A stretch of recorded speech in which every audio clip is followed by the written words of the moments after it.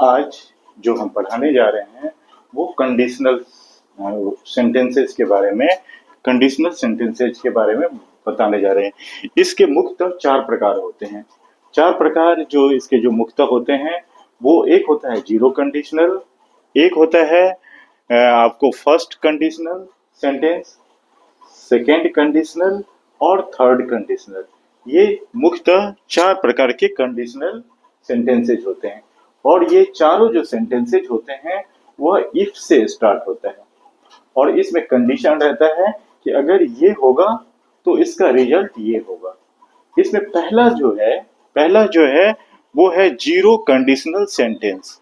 Zero conditional sentence में if plus present simple और present simple होता है और ये जीरो कंडीशनल सेंटेंस जो है नेचुरल ट्रूथ होता है, वो हमेशा सत्य होता है। जैसे इस वहां पे वाक्य है if you heat ice it melts. अगर हम बर्फ को गर्म करते हैं तो वह क्या होगा, इट मेल्ट्स, यह पिघल जाता है।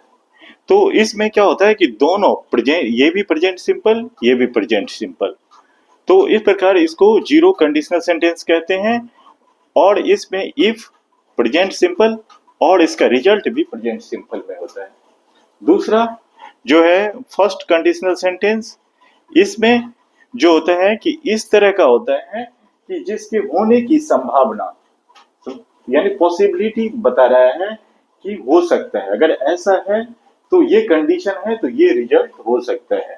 तो ये दूसरा जो है कि ये कहलाता है फर्स्ट कंडीशनल सेंटेंस। इसकी जो बनावट होती है वह होती है इफ प्लस प्रेजेंट सिंपल और फिर जो होता है दूसरे पार्ट में जो होता है इसमें विल प्लस वर्ब की फर्स्ट फॉर्म होती है।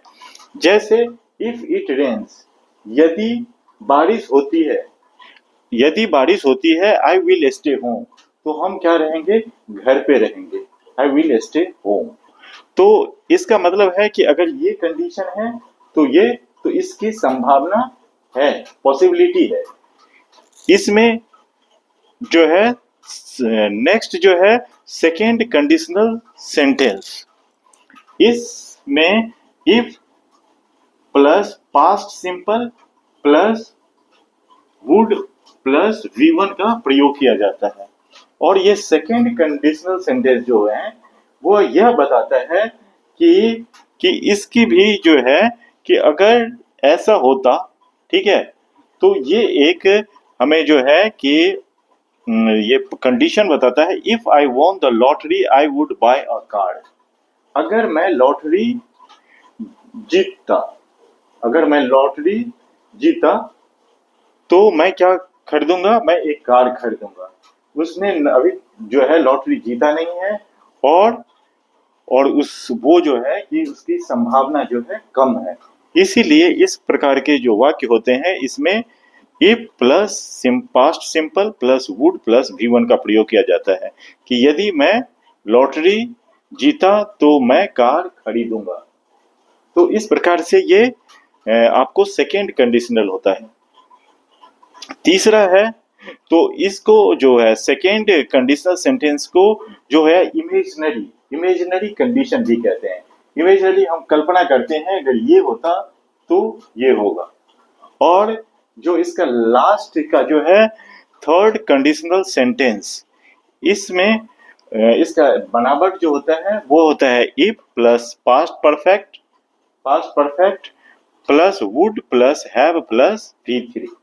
इसका स्ट्रक्चर होता है। इसमें if I had studied harder, इसमें हम किसी चीज के बारे में, अगर हमने जो भूतकाल में अगर कोई काम ऐसा किया हुआ रहता तो हमारा रिजल्ट क्या होता है कि कुछ अलग होता है। तो इस तरह का जो कंडीशन है कि यह केवल दुख व्यक्त करने के लिए, रिक्रिएट करने के लिए कि हमने पास्ट में ऐसा नहीं किया। तो इसीलिए जैसे if I had studied harder, अगर मैं भूतकाल में ज्यादा परिश्रम कर चुका होता, हैड स्टडीड हार्डर मैंने ज्यादा परिश्रम कर चुका होता तो I would have pass the examination, तो मैं क्या करता, पास एग्जाम कट जाता। तो इसमें क्या है कि उसने हार्ड परिश्रम नहीं किया और वो परीक्षा में पास नहीं हुआ। इसीलिए ये थर्ड कंडीशनल सेंटेंस से हम किसी चीज को रिग्रेट करने के लिए इसका प्रयोग करते हैं कि हमने ऐसा पास्ट में नहीं किया, अगर ऐसा करता तो ऐसा होता, तो रिजल्ट ये होता है। तो ये जो होता है अनरियल होता है, थर्ड कंडीशनल अनरियल होता है। ये जो होता है सेकेंड कंडीशन जो होता है वो आपको इमेजिनरी होता है। और ये जो होता है फर्स्ट कंडीशनल जो होता है इसकी पॉसिबल कंडीशन होता है। और ये जो होता है जीरो कंडीशन जो होता है वो फैक्ट, नेचुरल ट्रूथ होता है, जो कि सच है। तो इसी प्रकार से इसकी जो संभावना जो होती है रिजल्ट की, इसमें सबसे अधिक, उससे कम, उससे इससे कम और सबसे कम, यानी नहीं होने की संभावना इसमें। इस प्रकार से ये हमारे चार कंडीशन जो अधिकतर एग्जाम में ये कंडीशनल सेंटेंस आते हैं।